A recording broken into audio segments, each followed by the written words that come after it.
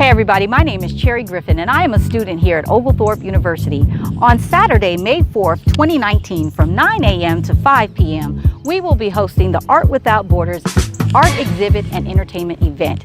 Come out and support some of the Oglethorpe students as they showcase their artwork as well as their talent. Some of our students who will be performing: Mr. Treasy Trey Rice, Keegan with the Keegan Sounds, and also the Oglethorpe South Asian Club, who will be doing a Bollywood routine right here on campus.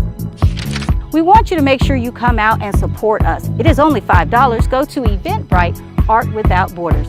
Again, we have some amazing talent coming in town, all the way from New York, Philadelphia, Las Vegas, and right here in Atlanta. We're looking forward to you coming out and supporting us.